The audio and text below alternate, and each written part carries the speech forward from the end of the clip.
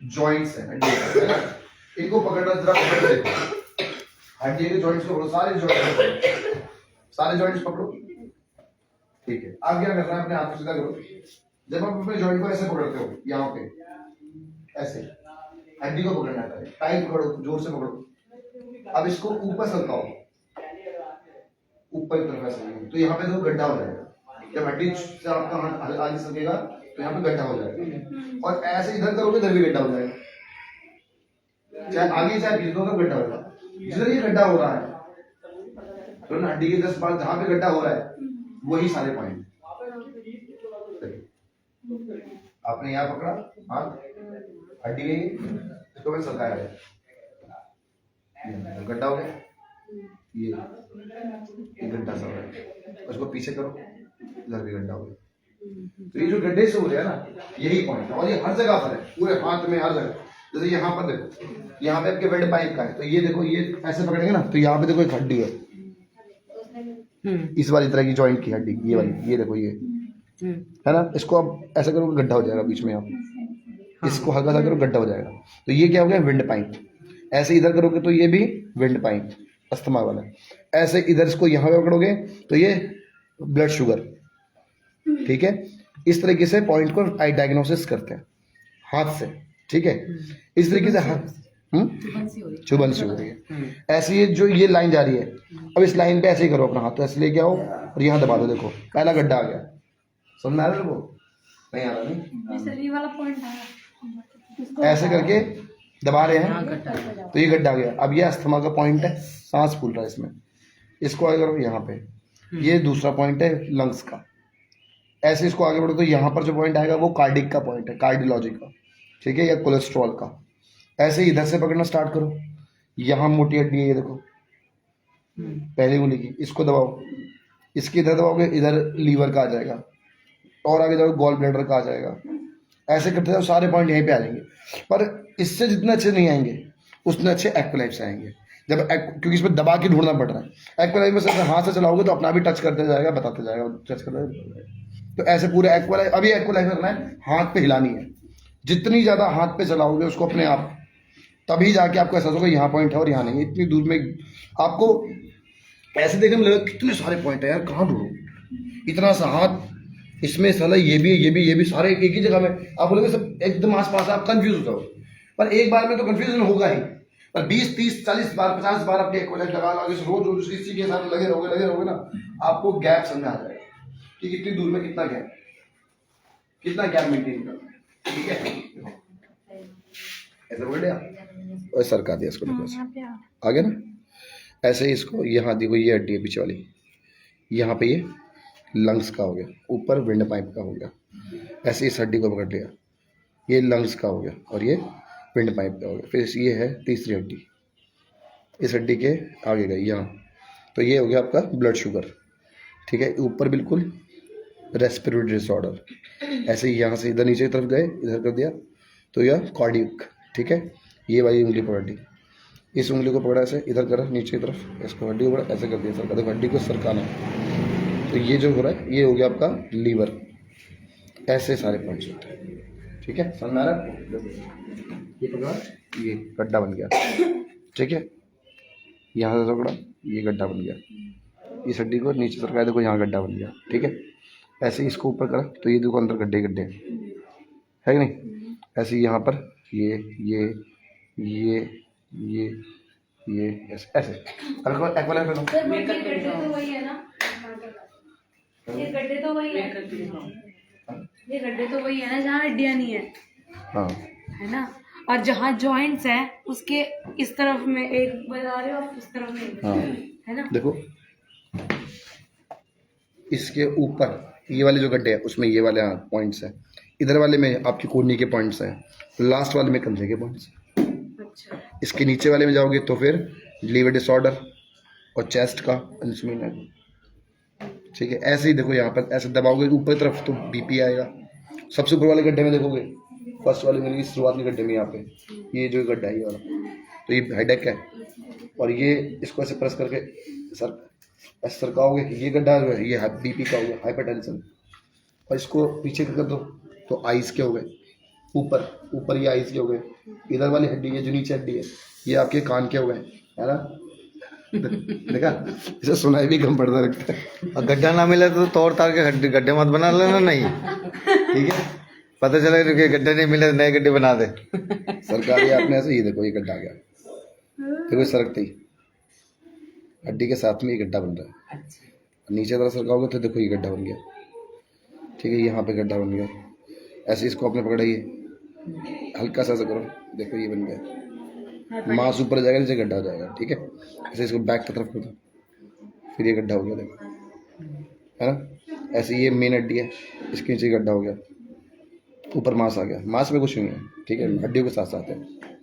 यहाँ पे ये गड्ढा हो गया, ये जो ऊपर के दोनों गड्ढे बने ये वाले, ये क्या बन गया आपके घुटने के पॉइंट्स, और यही हल्का सा नीचे करा तो ये बन गया आपका इंटेस्टाइन, इन्फ्लेमेड इंटेस्टाइन आंतों में, और ये आपका एंटीफ्यूर हड्डी वाला, और इसको पकड़ के इधर सरकाया ऐसे करके तो ये हो गया बुखार वाला, और इसको नीचे की तरफ कर दिया तो ये हो गए दोनों बीपी वाले।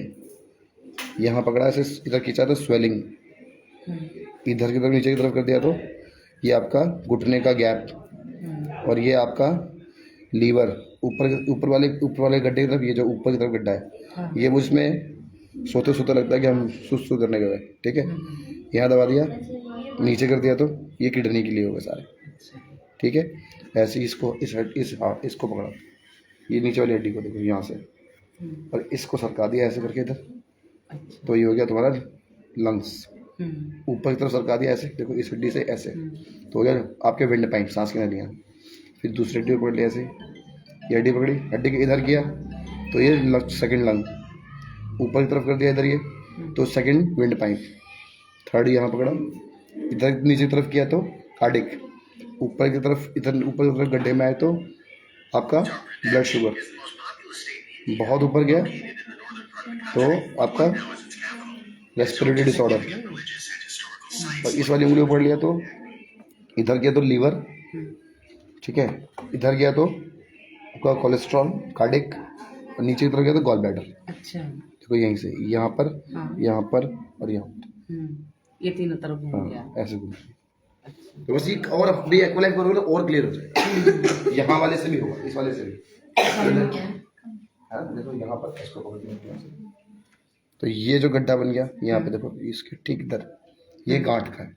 अच्छा, शरीर में कहीं गांठ। हाँ, और उसके बाद इसी से आगे बढ़ोगे, ये जो गड्ढे बन रहे हैं इधर नीचे, ये आपके हार्ट के आसपास, rapid heart beat, gall bladder का इशू, ये सब इसमें देखो, दर्द भी करेगा ये दबाने पे।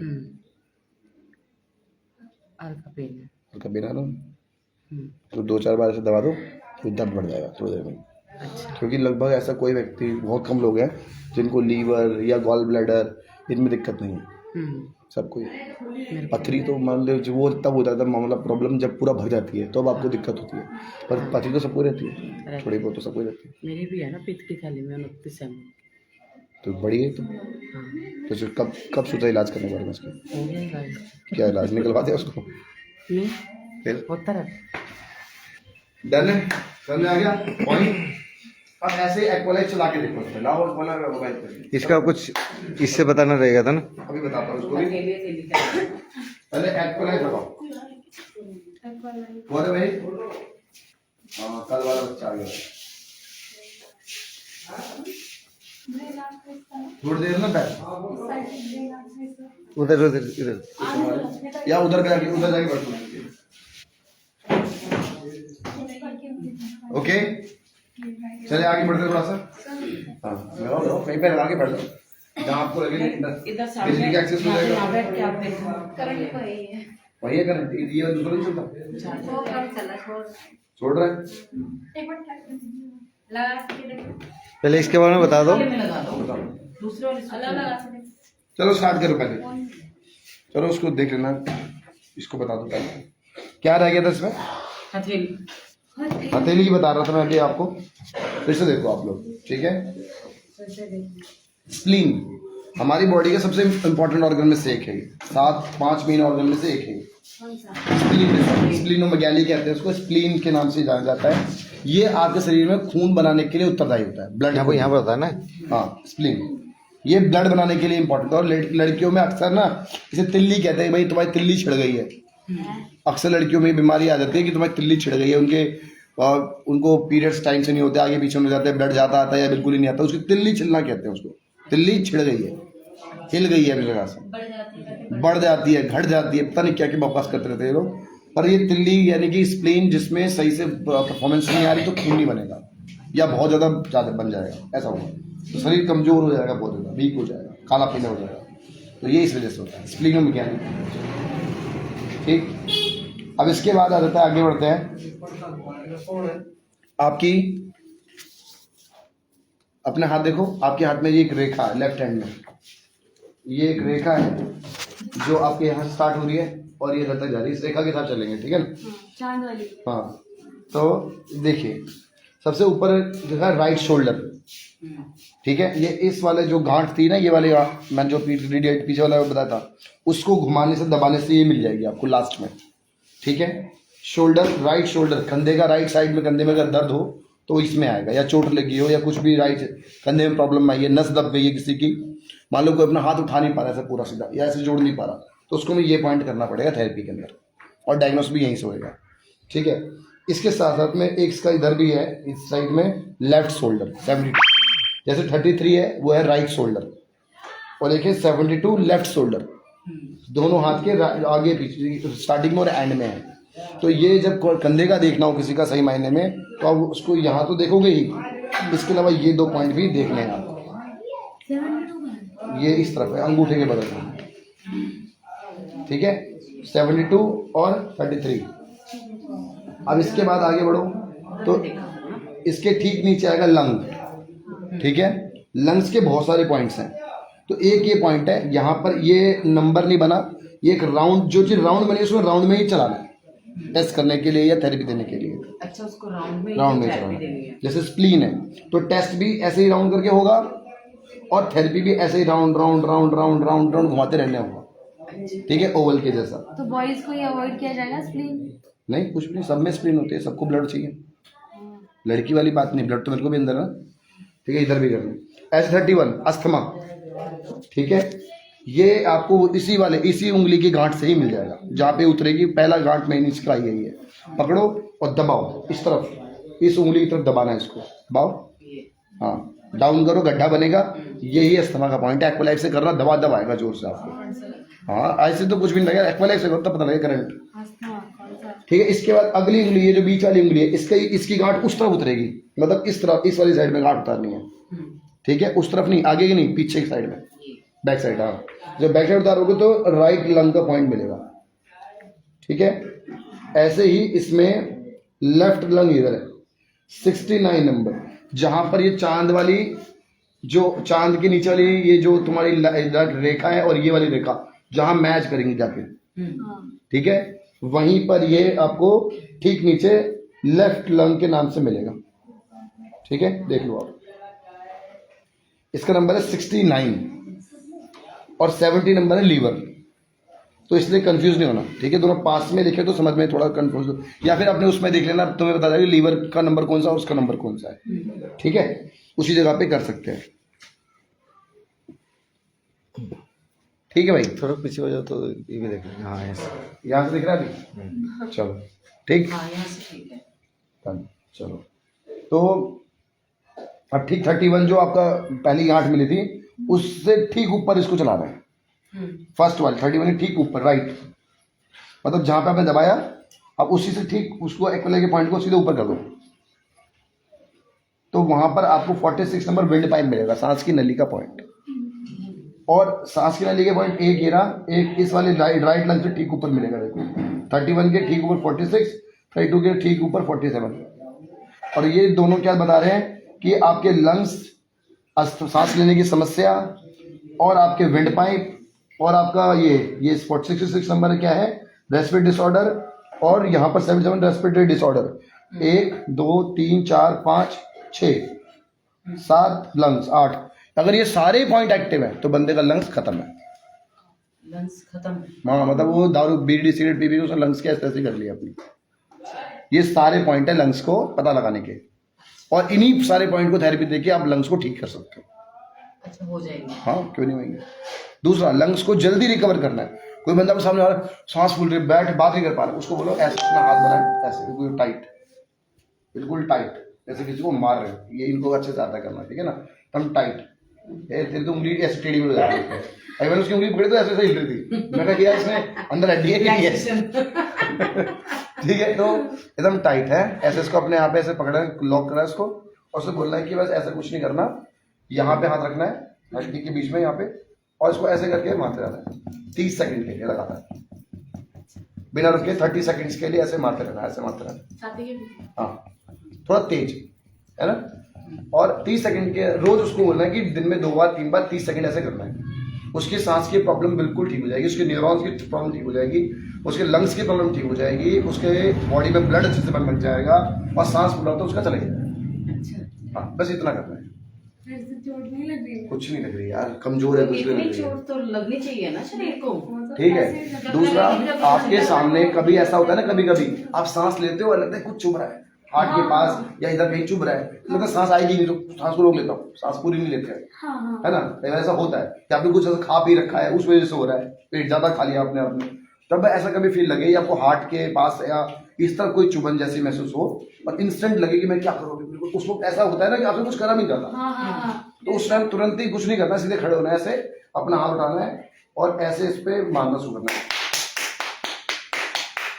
ऐसे मारते जाता है, सीधा उल्टा कुछ भी बस मारते जाता है। सीधा उल्टा इस तरफ हो रहा है, इस तरफ हो रहा है तो इधर, इस तरफ इधर, और दोनों में मार लो, तुम्हें फर्क किसी भी तरफ होता है। सर ये सिम्टम्स हार्ट से रिलेटेड वैसे वाले तो नहीं होता? गैस होती है जो कि आपके हार्ट की वॉल्स पे फंस रही होती है, आपकी सांस की नली में फंस जाती है जाके, इस वजह से होता है। कई बार आप खाना खा रहे हो और खाना अच्छे से खाते थे, झड़बड़ाहट और लंबी लंबी सांसें खा लिया, तो खाना विंड पाइप की जगह पे, जो सॉरी वो फूड पाइप की जगह पे विंड पाइप में घुस जाता है, तो सड़क जाएगा, तुरंत सड़क जाता है, खांसते हो जोर जोर से, कि वो फूड पाइप जगह पे विंड पाइप में चला गया, और उस टाइम पे ऐसा फीलिंग होगी, कभी सोते वक्त में एकदम से खिंचाव पड़ जाता है, बस ऐसे करना है, और तुम्हें लगता है बिल्कुल जल्दी करना, तुरंत बहुत जोर से मारो यहाँ पे, बहुत जोर से, फुल जोर से। तुम्हें हेल्दी रहना है ना, रोज रोज ऐसे मारो अपने आप को, रोज डेली यहाँ पे मारो, ऐसे मारो, ऐसे करके, ऐसे मारो, हार्ट अटैक कुछ नहीं होगा, तुम सब ठीक हो जाओगे। रोज सुबह उठो अपने आप को ऐसे मारो, ऐसे मारो, ऐसे जितना करोगे ना आप, ऐसे करके आपकी बॉडी का ब्लड सर्कुलेशन बढ़ जाएगा, अभी बीमारियां खत्म हो जाएगी। रोज सुबह उठो 5 मिनट के लिए एक्सरसाइज, ऐसे मारो अपने आप को सब जगह, आपका पूरा शरीर जो है automatic, it is how it works, ठीक है ना। चलिए आगे बढ़ते हैं। ये सिंपल तरीके हैं सीखने के, सबसे आसान, यहाँ तक समझ में आया। ठीक, इसके ऊपर आगे इसी लाइन पे आगे बढ़ेंगे आप। यहाँ पर जब ये नीचे वाली लाइन भी एक ऐसे क्रॉस कटेगी, यहाँ पे क्रॉस कटेगी, इस लाइन इस वाली उंगली को मान लो आप, ठीक है, ये वाली जो गांठ को आप घुमाओगे, ट्विस्ट करोगे नीचे की तरफ, यहाँ पे सबसे ज्यादा पॉइंट से देखो आप, हल्का सा इधर किया आपने तो आपका अस्थमा का 53 नंबर पॉइंट आएगा, और ठीक गांठ के ऊपर ही ऐसे गोल घुमाते रहना है। आपको माउथ का अल्सर, मुंह में किसी को अल्सर हो गया है वो इसमें आएगा, किसी को थ्रोट की प्रॉब्लम है, गले में कुछ टॉन्सिल्स है, चुभन रहती है गले में, कुछ दिक्कत रहती है, वो यहाँ पर आएगा। और थ्रोट्स की है या टॉन्सिल्स की है, वो सारी पॉइंट, तीनों पॉइंट यहाँ पर आएंगे। दिख रहा है भाई तुम्हारे को? नहीं वो ठीक, इसके ठीक नीचे आप आएंगे यहाँ पर, तो ये आपका गुलेट जानते हो आप? गुलेट में जैसे आप देखोगे कुछ लोगों के जो पैर होता है, पैर का अंगूठा वो टेढ़ा हो जाता है ऐसे करके, है ना, अंगूठा इधर रहता है और एक हड्डी ऐसे बाहर निकल रहती है ना, दिखाओ अपना पैर, इनका तो मैंने सही कर दिया, टेढ़े हो जाते हैं यार, बीमार हो जाएगा बंदा। ये देखो, ये जो ऐसा ना वो ऐसे हो जाता है, देखो ऐसा हल्का ट्विस्ट, अंगूठा टेढ़ा हो जाता है, ये हड्डी निकल जाती है यहाँ पे जो तुम्हारे को अभी हुआ नहीं है कुछ, इस टाइप से हाँ, ये तो तुम्हारा कम है, उसमें पूरी ये वाली गांठ ना बाहर आ जाती है, ये गांठ बाहर आ जाएगी, और ये इसे बोलते हैं गोंद की प्रॉब्लम। इसके लिए तो भैया ऑर्थोपेडिक पेशेंट ना आपको पूरा एक तरह का ना, जैसे हाथ में नहीं बांधते पट्टा, ऐसे पैर में बांध देते पट्टा, और उसमें नट उसका टाइट करके आपके घुटनों को, आपके अंगूठे को तुम सीधा कर देते हैं ऐसे करके, फिर वैसे रखते हैं, कुछ दिनों को सीधा हो जाता है। पर ये हो किस लिए रहा है? ये हो रहा है एक्सेस ग्लूकोज इनटेक की वजह से। आपको आलू चावल चीनी गेहूं बंद करना पड़ेगा बस, और ये ठीक हो जाएगा अपना आप ही। अब मत खाना। सर तो खाएं क्या? आलू चावल चीनी गेहूं, बाजरा, मक्का, रागी, ठीक है, जौ का आटा, चने का आटा, एक गेहूं की कोई औकात नहीं इन सबके सामने। गेहूं कुछ भी नहीं कर सकता, गेहूं सिर्फ स्वादिष्ट होता है, उसमें ताकत के नाम पर कुछ भी नहीं होता। कहते हैं चावल से बेटर होता है वो, जिसको बकवास होता है, मैं बोल रहा हूँ चावल भी बकवास होता है और ये भी बकवास होता है। और आप दुनिया की सबसे अच्छे से अच्छे जो विराट कोहली का पर्सनल इंस्ट्रक्टर है ना, उससे भी उसका भी ऑडियो वीडियो देख लेना, वो लिटरली कहता है कोई अगर मरना चाहता है तो वो ये चीजें खा सकता है, जल्दी बूढ़ा होके मरना चाहता है तो खा सकता है आलू चावल चीनी। आज सब लोग आलू चावल चीनी और गेहूं खा रहे हैं, सबके सब खा रहे हैं, इसीलिए कोई भी 60-70 साल तक जीता ही नहीं। और आप पुराने राजस्थान के लोगों से मिलो, हरियाणा के लोगों से मिलो, वो बाजरा मक्का रागी खा रहे हैं और 100 साल में भी किसी को चाटा मारो उसका मुंह टूट जाएगा। यही सच्चाई है, 100 साल का बंदा किसी को थप्पड़ मार दो उसका मुंह टूट जाएगा। क्यों? क्योंकि उसने बाजरा खाया। उसकी हमारी 2 उंगलियां उसकी 1 उंगली के बराबर है। आलू चावल चीनी खाने वालों का कुछ नहीं होता। और सबसे सस्ता उनको लगता है खरीद खा लेते हैं, उनको सब राजा में राजा ही तो मरेगा। पहले भी राजा कोई बीपी शुगर थायराइड माइग्रेन होता था, आज सबको हो रहा है क्योंकि सब राजा बन चुके हैं, सब आलू चावल चीनी गेहूं खा रहे। ये सिर्फ स्वादिष्ट खाना था जो राजाओं के लिए बनता था, बोला सब राजा, इसलिए हम मरे। तो ये सब की कहानी अलग है, टाइम चाहिए मेरे को, ये सबको मैं समझा दूंगा तो आप जिंदगी में ना आ ही नहीं पाओगे, आपको सच में लगेगा मेरे को। अब ये देखो ना, ये पुतला तुम्हारे सामने है, टाइम के हम जब कहीं बाहर होते हैं मार्केट में कुछ मजे कर रहे होते तभी खाते हैं, जो खाते हैं, और 99% अपने घर में बढ़िया चीज खाते हैं। कहते सर मैं तो खाना बनाना छोड़ दिया, बस ये अंकुरित कर दो खा रहा हूँ। और आज की डेट में 50 साल की उम्र होने वाली है और अभी भी किसी को मार दो तो बंदा भी हो, शरीर में ताकत होनी चाहिए। बहुत सारे माउंटेन बड़ी घूमते थे ना, वो तब क्या होता है, वो पाउडर खाया है और उसकी चर्बी यानी ग्लूकोज, पाउडर में क्या मीठा उससे बना ग्लूकोज की उसको जिम कर करके उसको मांस बना लिया। और वो ऐसा मांस है ना कि अगर 1 महीना जिम छोड़ दे और 1 महीना प्रोटीन छोड़ दे, इतना सारा फैट बन जाएगा उसके बॉडी में, वो बेचारा ये टूंदू खा ऐसा होगा फिर 1 महीने और हार्ट अटैक हो जाएगा, क्योंकि इतना साइज बढ़ जाएगा किसका, ऑर्गन्स का, जबकि वो साइज तो ऑर्गन का है ही, मसल तो है ही। मेरा हस्बैंड ही है ना, पहले शादी से पहले वो जिम जाते थे, अपने घर में उनका सेहत रखे थे, और शादी के बाद 2 साल के बाद उन्हें छोड़ दिए तो ऐसे भूल गए, पर ऐसे थे बिल्कुल ऐसे थे। और जैसे कच्ची दीवार होती थी ना गाँव में, कच्ची दीवार गाँव में जाते थे तो अगर ऐसे घुसा मारते तो इतना गड्ढा हो जाता था पूरा, ताकत तो अभी भी है लेकिन फिर भी इतना गड्ढा हो जाता, लेकिन अब फूल गए फिर ज्यादा फूल गए, बहुत ज्यादा फूल गए। और बाहर की चीजें, वैसे बाहर की चीज नहीं खाते, जब से मैं आ गई तो मैं हमेशा उनको ताजी रोटी बना के देती हूँ, लेकिन अब पहले ताजी रोटी बना के देते हो गेहूं की, मतलब अगर आप गेहूं की बिल्कुल ताजी रोटी खाओगे ना, वो सिर्फ रोटी हमारे कहावत हो गई बिल्कुल वाली कि भैया नहीं मैं तो भैया जब खाने बैठो तब मुझे पका दे दो। वो रईस के औलाद जो ये बातें कह रहे हैं ना, वो सब कुछ शुगर होगा, क्योंकि जब गेहूं को बिल्कुल बना तुरंत खाते हो तो उसमें सबसे ज्यादा ग्लूकोज होते हैं उसमें। यहाँ तक कि अगर गेहूं की रोटी को बना के छोड़ दो 2 घंटा 4 घंटे के बाद खाओ तो वो नुकसान नहीं करती, कम नुकसान करती है। रात की रोटी सुबह खाने की, गेहूं की एक रोटी है तो रात को पता छोड़ो सुबह खा लो, अब वो कुछ नहीं, उल्टा आपको शुगर का फायदा होगा, पर तुरंत बना के तुरंत खाने से आपको नुकसान। कहते हैं पूरे पहले की रात की रोटी खाता है जो अगले दिन दूध में या फिर वैसे वो प्रोटीन होता है, पहले के टाइम में लोग ज्यादातर कंज्यूम करते थे। ऐसा इन्होंने क्या बोला कि इनके हस्बैंड जो है पहले जिम जाते थे, शादी के 2 साल बाद जिम जाना छोड़ दिया ना। और मुझसे मिलवाना, मैं बोलूंगा दोबारा शादी मत करना नहीं तो पता नहीं क्या क्या छूट जाएगा। आप ये कहना तुम्हारा जिम मत जाना, यहाँ पे देखो भाई टाइम खत्म हो जाएगा, फिर वैसे आधा घंटा में बात करिए। आज 68 नंबर कोलेस्ट्रॉल। कोलेस्ट्रॉल किस चीज से बनता है बताओ भाई? मैं रोज चीखता हूँ, मैं जितने दिन से आया बार बार लगभग 20 बार बता दिया। कोलेस्ट्रॉल किस चीज से बनता है? तेल से बनता है। तेल से बनता है। और तेल से ही बनता है, यही सुना है ना आपने कि रिफाइंड खाते हैं, तेल खाते हैं, तेल नहीं खाए तो, और घी खाने से बनता है। अच्छा घी खाए तो हम। अब आप एक बात समझ लो, आज के बाद अपने दिमाग को आंख बंद करो, अपने दिमाग के अंदर ये डाटा बोलो अपने दिमाग को, मैं ये डाटा डिलीट कर रही हूँ कि तेल खाने से या घी खाने से कोलेस्ट्रॉल बनता है। मैं ये डाटा डिलीट कर रही हूँ दिमाग में से, मैं ये डाटा डिलीट कर रही हूँ कि तेल खाने से ये बोल दो अपने दिमाग को। आपको बोलना चाहिए, ऐसा बोलने से ही काम होता है, शरीर ऐसे ही काम करता है, दिमाग को जो बोलोगे वो मानता है। तो आप ये डाटा डिलीट कर दो कि तेल खाने से कोलेस्ट्रॉल होता है, घी खाने से कोलेस्ट्रॉल होता है, ये बात हटा दो दिमाग में से। कोलेस्ट्रॉल होता है आलू चावल चीनी गेहूं यानी कि मीठी चीज यानी कि ग्लूकोज यानी कार्बोहाइड्रेट खाने से। ठीक है।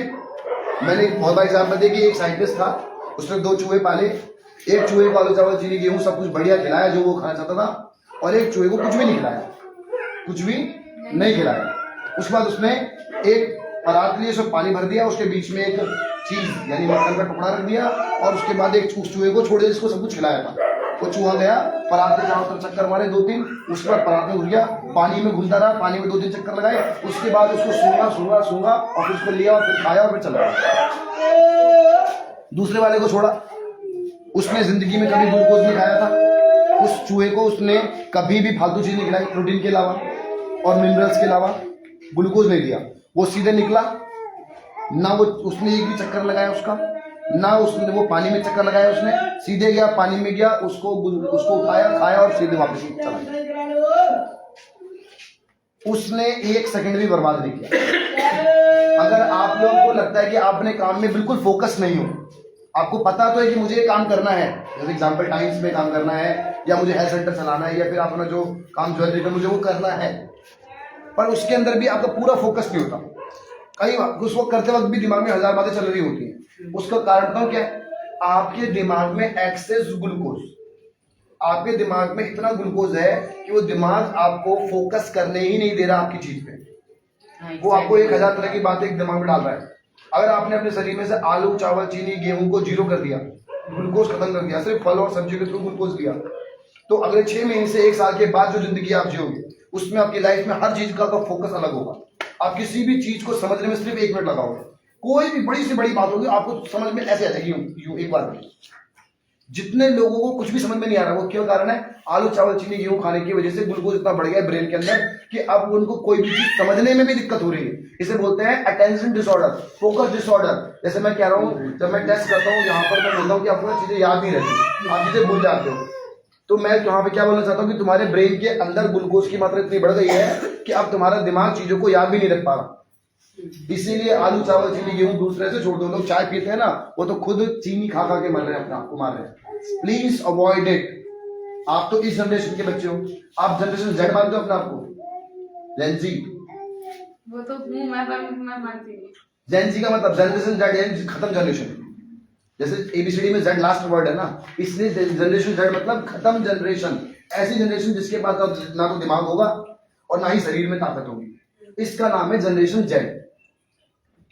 हाँ, जेन जी। साइंटिफिक तरीके से जब इसको इस जनरेशन को बनाया गया था ना, तो उस जनरेशन के बारे में यही बात की गई थी, ये वो जनरेशन होगी जिसके पास ना तो दिमाग में ताकत बचेगी ना शरीर में ताकत बचेगी। क्योंकि इनकी जनरेशन में, जैसा आपने हाथ दिखाओ, अब इसका हाथ पकड़ो, ऐसे करो, सीधा हड्डी हाथ में मांस है ही यानी मसल्स नहीं है इसके पास। क्या है ये जो है ना, ये मसल्स नहीं है। अगर ये अभी गिर जाए ना ऐसे हड्डी के बल, तुरंत इसकी हड्डी में चोट लग जाएगी, तुरंत इसकी कोई नस दब जाएगी, क्योंकि शरीर में मांस ही नहीं है। पहले शरीर में लोगों को इतना मांस होता था कि साला वो 10 फुट से नीचे गिरता था तो ऐसे हवा घोड़ी उठ के चला जाता, क्योंकि हड्डी में चोट लगती ही नहीं थी। और जिसके हड्डी है, मांस है ही नहीं, तो सीधा हड्डी में लग जाएगी तो साला वो तो बिल्कुल उठ ही नहीं पाएगा फिर, क्योंकि उसको हड्डी में लगी चोट। हड्डी की चोट में वो उठ नहीं पाएगा और मांस की चोट में उठ जाएगा। यस और नो? तुम्हारा मांस ही नहीं है, तुम जनरेशन जेड यानी खत्म। ठीक है, तो अब आती है ब्रेन की बात। तो ये ब्रेन से क्यों खत्म है? क्योंकि खा रहे मैदा, सिर्फ मोमोज, चाउमीन, पिज्जा, बर्गर, इसमें क्या है? सिर्फ मैदा। मैदा क्या है? गेहूं का वेस्ट पार्ट। मैं कह रहा हूं गेहूं ही वेस्ट है, तो गेहूं का वेस्ट पार्ट कितना वेस्ट होगा?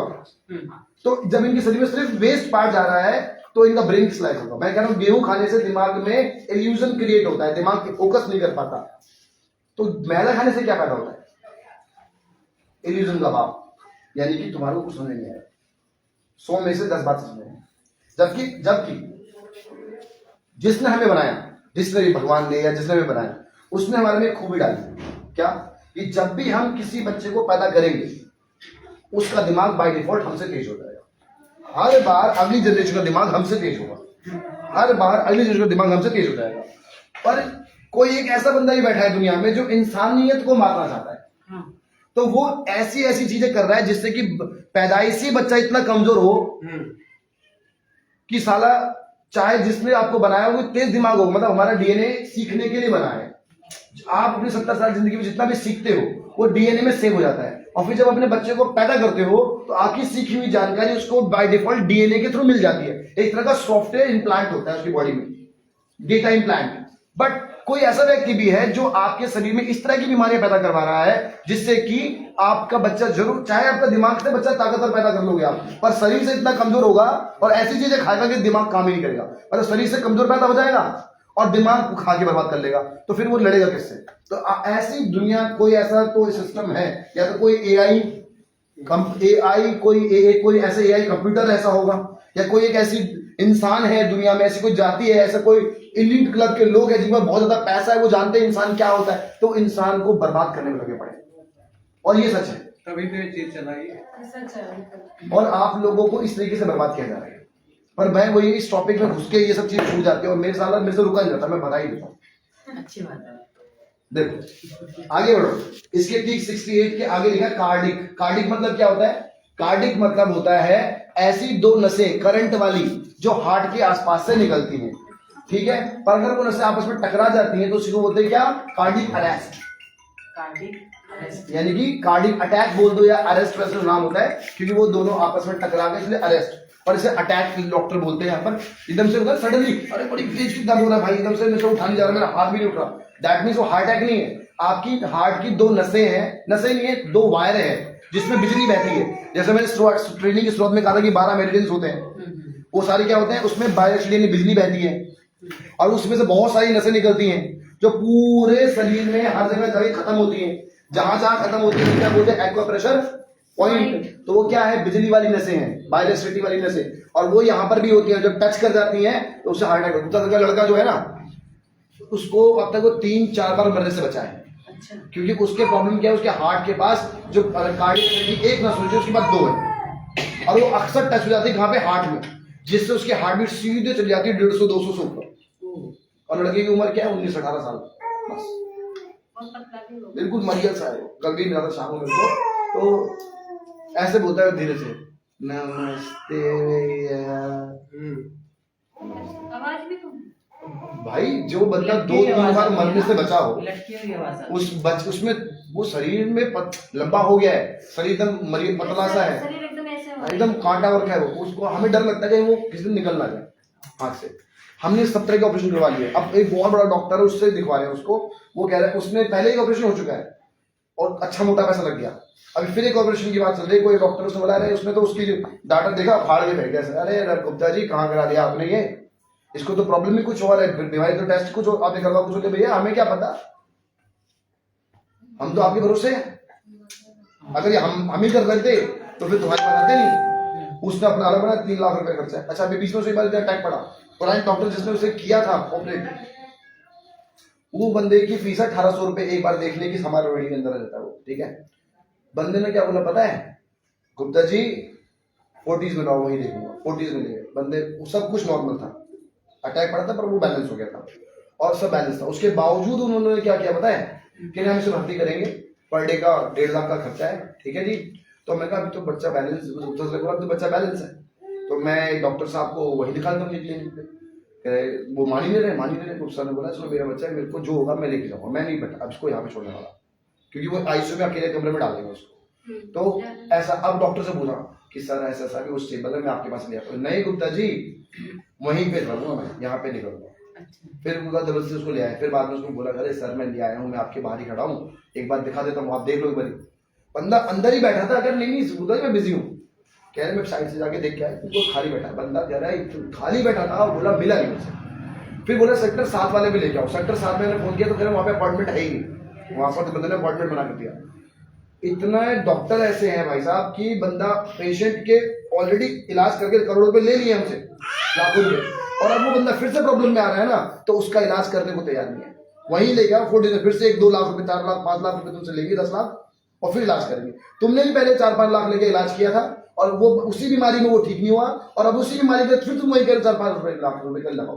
अरे हम तो उनसे बहुत अच्छे भाई, हम तो उनसे कुछ लेते भी नहीं। 400-500 रुपए 700 रुपए स्कैन क्या होता है, और हम लोगों की उसके बाद उसको इलाज भी कर रहे हैं, उसके बाद फ्री में भी स्कैन कर देते हैं, बुला लेते भैया 15 दिन के बाद आता है, देख लेंगे कोई बात नहीं। वो तो डॉक्टर है यार, ये डॉक्टर के नाम पे भूत है ऐसा। तो ये रियलिटी है, ये कार्डियक प्रॉब्लम है, ये भी बहुत टफ टास्क है, इसको ध्यान से समझना है। और मैं आपको अभी भी सलाह दूंगा, ये मेरे बताने से आपको नहीं आने वाला। आप रोज डेली अपना गूगल खोलो, 2 घंटा सुबह 2 घंटा शाम का ट्यूशन खोलो, अपना खुद का पर्सनल ट्यूशन।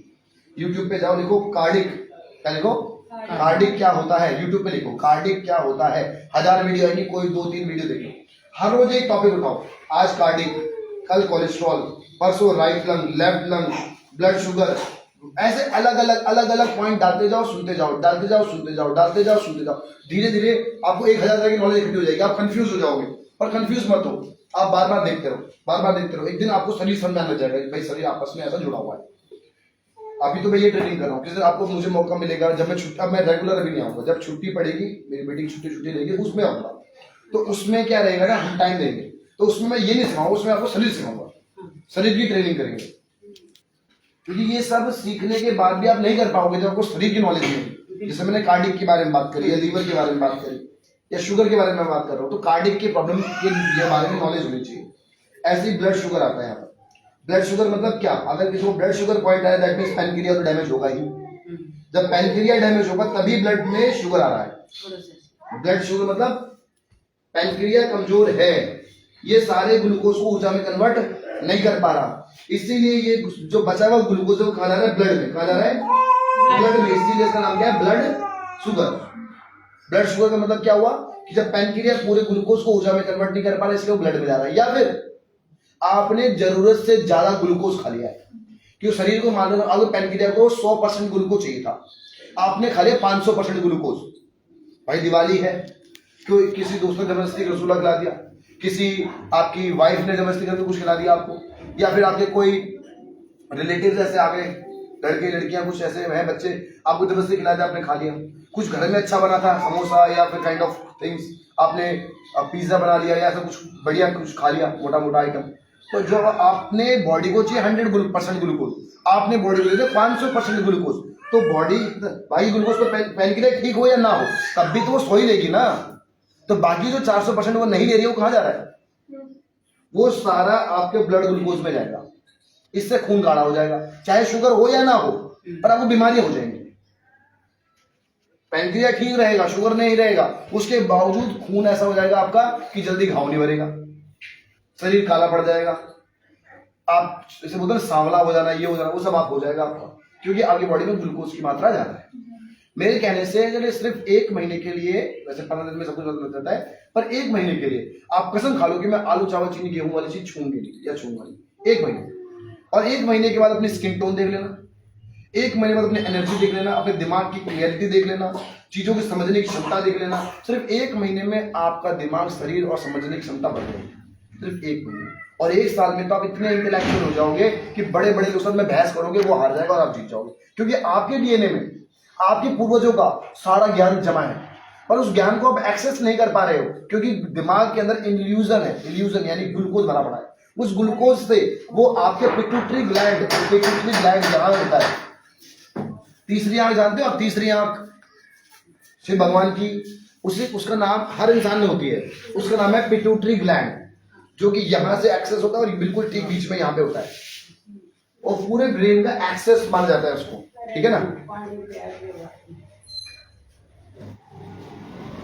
डन है। तो इसी तरीके से बहुत सारी चीजें जो स्टेप बाय स्टेप ले लोगे। यहाँ नीचे देखो 72 गॉल ब्लैडर है, 71 आपका गॉल स्टोन है, 73 गॉल ब्लैडर है। गॉल स्टोन मतलब गॉल ब्लैडर में पथरी, गॉल ब्लैडर मतलब गॉल ब्लैडर आपका बढ़ रहा है, साइज में छोटा हो रहा है, दर्द हो रहा है, वो इसमें आएगा, ठीक है। इसके बाद नीचे लिम्फ, ये भी आपकी बॉडी में खून वून बनाने के लिए ही काम आता है, लिम्फ, ठीक है। ऐसे रैपिड हार्ट बीट यानी घबराहट, बहुत तेज हार्ट बीट घट रही है या बढ़ रही है, ठीक है। इसके ठीक सामने नीचे आ रहा है आपका 55 हिमेटाइसिस, इसके बारे में देखने वाली क्या है ये। और फिर 23 चेस्ट पेन आएगा, 28 नंबर का आपका हार्ट का पेन आ रहा है, 27 नंबर पे आपका रैपिड हार्ट बीट, और ये 2 चीजें आ जाएंगी यहाँ पर। इसके ठीक नीचे आएगा स्मॉल इंटेस्टाइन, छोटी आंत, और ठीक नीचे किडनी उसी रेखा पे, उसे ठीक नीचे बड़ी आंत, उसके ठीक नीचे आपका ब्लैडर। ब्लैडर अगर आया तो क्या बोलना है, या तो आपको पेशाब बहुत तेज आ रहा है, या रुक रुक के आ रहा है, या इतना तेज आ रहा है कि आप उसे रोक नहीं पा रहे हो, ये गॉल ब्लैडर का इशू हो जाएगा, तब ऐसा होगा, ठीक है। जब गॉल ब्लैडर उसके ठीक नीचे जाएगा तो क्या है, गायनिक पॉइंट्स यानी ये लेडीज। पथरी का होता है, कौन सा? बाथरूम एकदम से आना और बाथरूम रुक के आना। नहीं, वो गॉल ब्लैडर, आपका गॉल जो ब्लैडर है ना, ब्लैडर वो यूरिन को स्टोर नहीं कर पा रहा।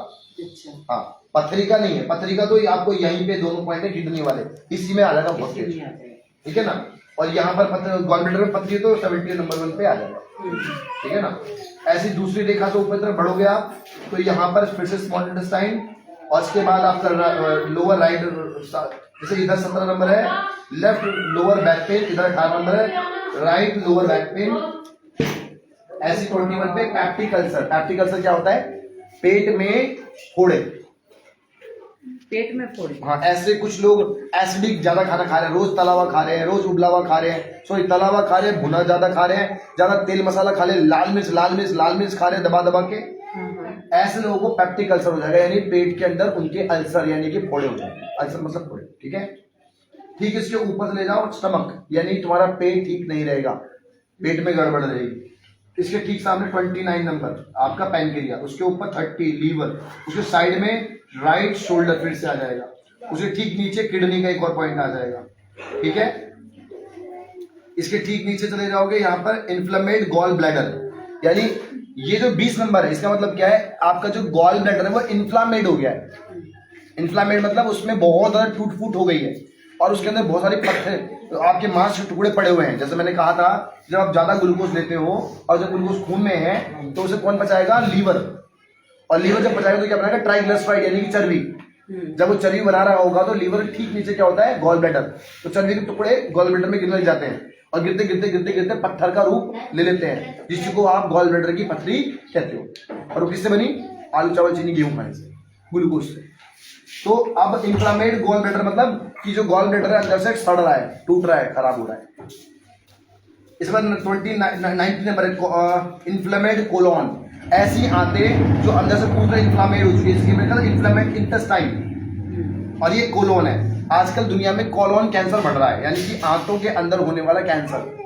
कोलोन मतलब ये हिस्सा, देखो ये होता है कोलोन, ये जो बना है ये कोलोन होता है। सिम्टम्स क्या होते हैं? इसे कोई सिम्टम ही नहीं होते, ये आंतों के अंदर होता है, पता ही लगता। कोई टेस्ट में भी नहीं आएगा, ये किसी टेस्ट में नहीं आता, इसमें लोग मरते हैं। इसमें एक ही बार कह देते हैं आपकी आंतें जल गई हैं, हाँ, मतलब आंतें खराब हो खराब हो गई, गई हैं, ये आंतड़ियां निकालनी कुछ पड़ेगी। नहीं होगा, आंतड़ियां निकाल के अटोटो में जाएगी, आंतड़ियां थोड़ी लगती हैं। कहते तो हैं कि आंतड़ियां नहीं जल जाती हैं, अरे वो पर मैम डरती नहीं कभी हैं। सक्सेसफुल नहीं होती वो, हाँ, कभी उसका मेरे कोई फायदा सामने नहीं, 3 लोग तो जा चुके हैं, कोई फायदा नहीं होता। आंतड़ियां चेक करना इम्पॉसिबल भाई, वो सक्सेसफुल नहीं है इसका ऑपरेशन। ठीक। इसके नीचे डायबिटीज का पॉइंट है 11 नंबर, और उसके ठीक ऊपर अपेंडिक्स है आपका, ये भी एक तरह की गांठ, एक तरह का फोड़ा ही है शरीर के अंदर। ठीक है ना। और डायरिया, जिसमें आपको ज्यादा टॉयलेट में वॉशरूम जाना पड़ रहा है। और इसके ठीक नीचे 9 नंबर देखो हेमोरॉइड है, यानी बवासीर का पॉइंट है। उसके ठीक नीचे आपका इंटरनल हेमोरॉइड और एक्सटर्नल हेमोरॉइड। तो ये 3 पॉइंट है। तो ये बच्चा आया हुआ है ना, इस बच्चे को ये प्रॉब्लम हो गई है अभी से। क्यों हुई? क्योंकि इसकी आंतें खराब हो गई हैं, इसकी आंतें ठीक करनी पड़ेगी आपको। अब मैं एग्जांपल्स का देता हूँ। इस बच्चे को आपको देना है एक FOS, फ्रुक्टोऑलिगोसैचराइड। अभी हाई फेवर के लायक नहीं है, जान ही नहीं उस शरीर में हाई फेवर क्या खाएगा वो। ठीक है ना, खत्म बच्चा वो। तो अब हाई उसको देखो FOS, फ्रुक्टोऑलिगोसैचराइड। अब इसको 2 से 3 डब्बे यही खाने पड़ेंगे या और भी खाने पड़ेंगे। ठीक है ना। इसकी आंतों को ठीक होने में 2 महीने 3 महीने भी लग सकते हैं। जब तक इसकी आंतें नहीं ठीक होंगी तब तक इसे कोई खाना असर नहीं करेगा इसके ऊपर। फिर भी इसको 3 महीने तक हम कोई एसिडिक खाना नहीं दे सकते, यानी कोई भी तला भुना हुआ खाना नहीं दे सकते, ना घर में ना बाहर से।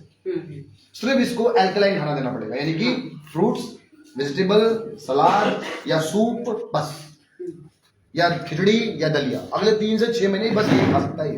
हाँ, बिल्कुल। अगर आपने इसको तला भुना खाना दे दिया, जैसे ये भाई खिचड़ी बनाई उसमें छोंक दिया, नहीं, बिल्कुल सादा सिंपल सादा खाना ही खा सकता है ये, वरना इसकी आंतें ठीक नहीं होगी। और अगर इसकी आंतें ठीक नहीं हुई तो ये पढ़ाई भी कोई जिंदगी अच्छी नहीं कर पाएगा, क्योंकि दिमाग, आधा दिमाग का है आंतों में है, आधा तो दिमाग में है और आधा क्या है आंतों में है। और जिसकी आंतें खराब हो गई हो, जिसको आंतों से बवासीर हो गया हो, इस बच्चे को बवासीर है। हाँ, इतनी आंतें खराब हो गई है कि ये आंतें लटक के टूट के, यानी क्या हुआ है? Inflamed gall bladder, inflamed intestine, inflamed intestine हुई है, मतलब इसकी आंतें जो है वो टूट रही हैं अंदर से, जो टूट के बाहर की तरफ जा रही है। यानी इसको ऑलमोस्ट वो हो गया जो हम बात कर रहे थे, पर हम ये बात बोल नहीं सकते। मैंने भी कहा था कि हम कभी इन शब्दों का इस्तेमाल नहीं करेंगे कि हमें टीबी है, फलाना ऐसे वर्ड का इस्तेमाल, कैंसर है, नहीं इस्तेमाल कर सकते, ठीक है। तो you can't go with this word, but आप ये बता सकते हो कि भाई आपके इंटेस्टाइन अंदर से बहुत डैमेज हो गया है, इसको ठीक करने का तरीका एल्कलाइन खाना से, only alkaline food. Alkaline food मतलब कच्चा या उबला हुआ खाना, और छांव का ये तला हुआ बिल्कुल भी नहीं, 0 सन्नाटा। ये एक बार भी चिप्स बिस्किट कुरकुरे नहीं खा सकता आप, चाहे इसको आप इसको मारो या काटो, जो मर्जी करो, बस को ये नहीं खिला सकते आप। और ये आपको खाते हुए दिख जाए तो उसको तोड़ दो पकड़ के, ठीक है ना। इतना तो मारते हो गए नहीं, इंडियन माँ हो ना, मारते नहीं मारते, तो अच्छे से मारना, इसको खाने मत देना। तो आपको जो इनके पास आएंगे थेरेपी के लिए, आपको थेरेपी के लिए आना पड़ेगा, ठीक है। थेरेपी में 3 पॉइंट है, देखो मैडम यहाँ पे 9 number haemorrhoid, 6 number internal haemorrhoid और 5 नंबर एक्सटर्नल हिमोरॉइड। हम इसको ये नहीं मान चलेंगे कि इसको अंदरूनी बवासीर है, बाहरी बवासीर है। अंदरूनी मतलब खून वाली, बाहरी मतलब मांस वाली, हम ऐसे नहीं मानेंगे। हम मानेंगे कि इसको दोनों है। जब अंदर डैमेज हुआ तभी तो बाहर आई, तभी तो बाहर आई। पर ये इलाज देखो बाहर क्या चल रहे हैं, हाँ। खूनी बवासीर का अलग इलाज है, मांस वाली का अलग इलाज है, ऐसा बोलते रहते। साला जब आंत बर्बाद की तभी ये सब दोनों हुआ। जब अपने आंत को तोड़ा ना तो ये सब कुछ हुआ। तो आंतों को ठीक करो पहले आप, मांस हो जाएगा है ना। इस बच्चे को पता नहीं इतना पैसा खर्च कर पाएंगे नहीं कर पाएंगे, इनको प्रोटीन की जरूरत है, इसको स्पिरुलिना की जरूरत है। इसके जो हालात है, इसको तो क्या बोल रहा हूं मैं, कुपोषित बच्चा। ऐसा नहीं कि वैसे लोग जो कुपोषण होता है वो पैदाइश ही होता है, अच्छा, पर इसको पैदा होने के बाद हुआ है।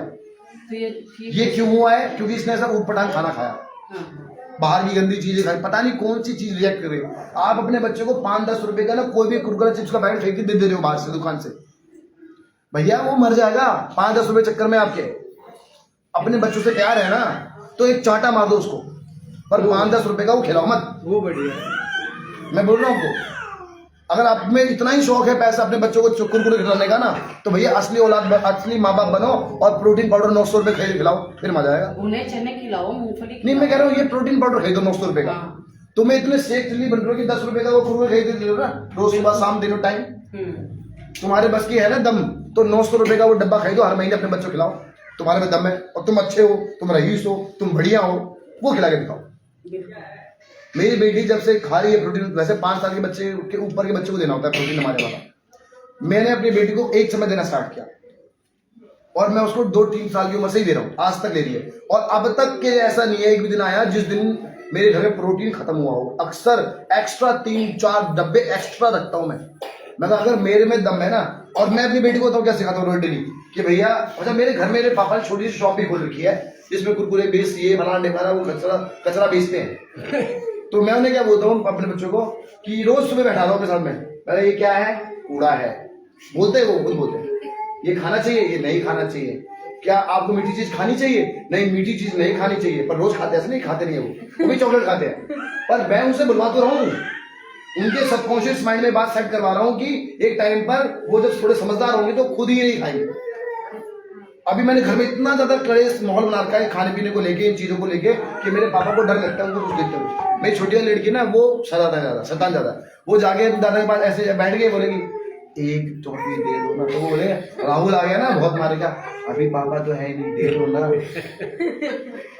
कह रहे कि ऐसे चुटकी से लेगी, चुटके से ऐसे, इतनी छोटी सी है, ऐसे छुपा के और जाएगी किसी तरफ कोने में मिक्सी के, मतलब वो वॉशिंग मशीन के पीछे छुपा के उसे खा लेगी।